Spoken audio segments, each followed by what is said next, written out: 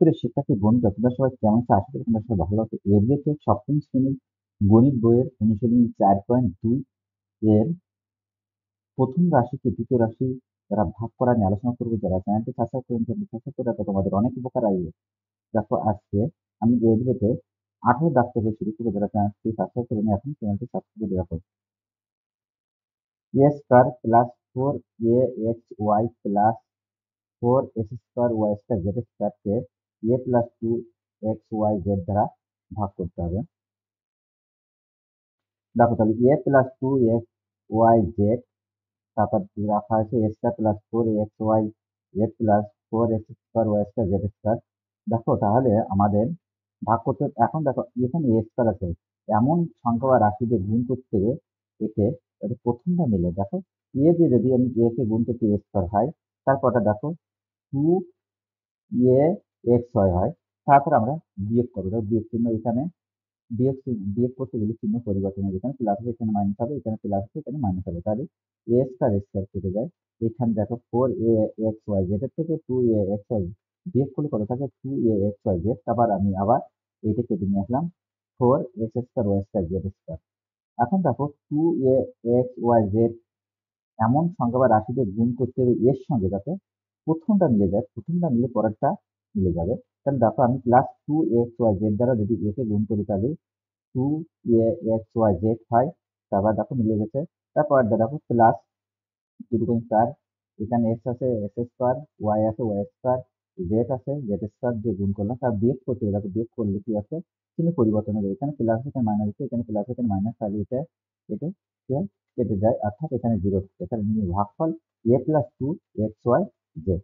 আচ্ছা, কি তোমরা এটি বুঝতে পেরেছো? তারপর দেখো 19 নম্বরে যে 16 4p⁴ মাইনাস 81p⁴ কে 2p প্লাস 3q দ্বারা ভাগ করতে হবে। দেখো 2p প্লাস 3p, এখানে আমি তারপর এখানে রাখছি 16p⁴ মাইনাস 81p⁴ কে আমাকে কি দ্বারা ভাগ করতে হবে? 2p প্লাস 3q দ্বারা।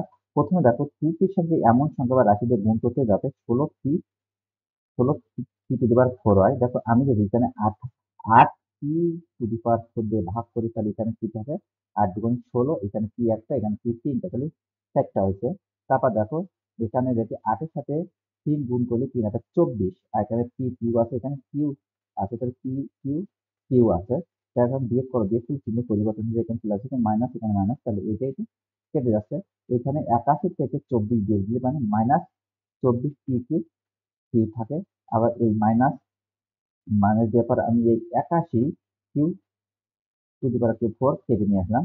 এখন দেখো এই 2p সঙ্গে এমন সংখ্যা বা রাশি গুণ করতে হবে যাতে 24p মানে 24p কিউ কিউ হয়। দেখো আমি যদি এখানে 12p² দ্বারা 2p কে গুণ করি, তাহলে 12×24, এখানে p আছে একটা, এখানে p দুইটা তিনটা এবং কিউ একটা, তাহলে দেখো মিলে গেছে।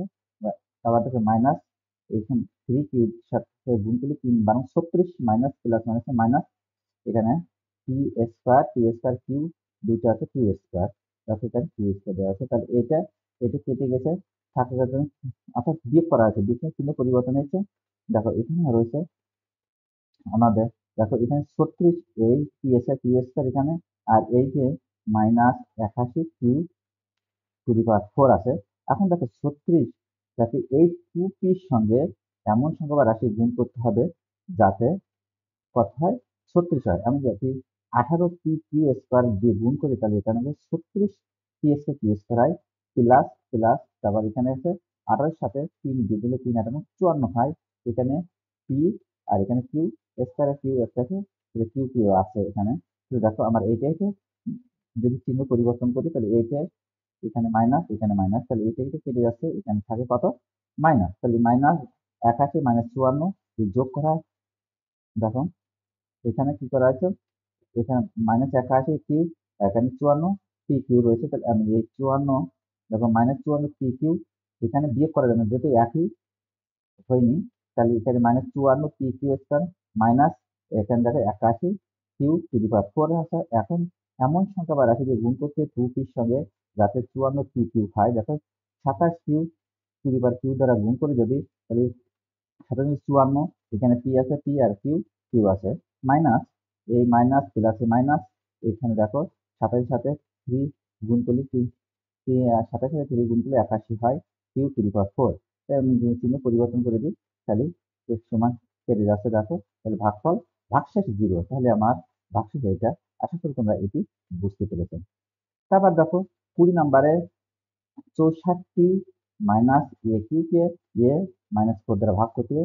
প্রথমে ভাজ্যকে, এটাকে ভাজ্য, এটা ভাজক বলে। দেখো তাহলে এ ঘাতের অধঃক্রম অনুসারে সাজানো, অর্থাৎ উৎস থেকে দেখো অধঃক্রম, তাহলে এটাকে আমি আগে মাইনাস কিউ এ কিউ প্লাস 64 করেছি, তাহলে দেখো আমি সাজিয়ে নিচ্ছি এই এ মাইনাস 4 দ্বারা ভাগ করতে হবে। তাহলে দেখো প্রথমটা এস, এই একে মিলাতে গেলে এ কিউ করতে গেলে এর সঙ্গে কি গুণ করতে মাইনাস এ স্কোয়ার, মাইনাস এ স্কোয়ার গুণ করলে দেখো একই আছে, তাহলে এ কিউ প্লাস এই দেখো এই এস, এ স্কোয়ার সাথে মাইনাস 4 গুণ করলে প্লাস 4 এ স্কোয়ার। তাহলে দেখো আমি এখানে বিয়োগ করলে চিহ্ন পরিবর্তনে এখানে মাইনাসে প্লাস, এখানে প্লাস আছে মাইনাস, তাহলে এইটা চলে আসছে, এখানে থাকে কত দেখো মাইনাস এ স্কোয়ার, এখানে আমি উপর থেকে 64 কেটে নিয়ে আসলাম। দেখো এখন দেখো এখানে 4 এ স্কোয়ার করতে হবে এমন সংখ্যা বা রাশি গুণ করতে হবে এর সঙ্গে, যাতে মাইনাস 4 এ স্কোয়ার হয়। আমি যদি মাইনাস 4 এ গুণ করি এর সঙ্গে, তাহলে মাইনাস 4 এ স্কোয়ার প্লাস কত আছে 4 16 এ আছে। দেখো আমি আবার চিহ্ন পরিবর্তন করলাম, বিয়োগ করতে হবে প্লাস, এখানে মাইনাস, তাহলে এটি কেটে যাচ্ছে, এখানে থাকে কত দেখো একই না, তাহলে এখানে আমার দুটা বসে যাবে, মাইনাস 16 এ প্লাস 64।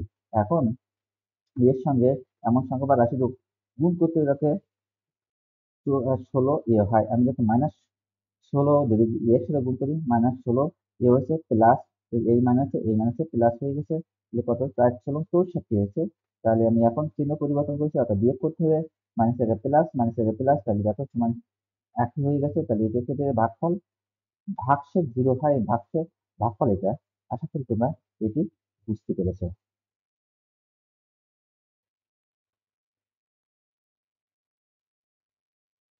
তাহলে আজ এই পর্যন্ত। Thank you everyone.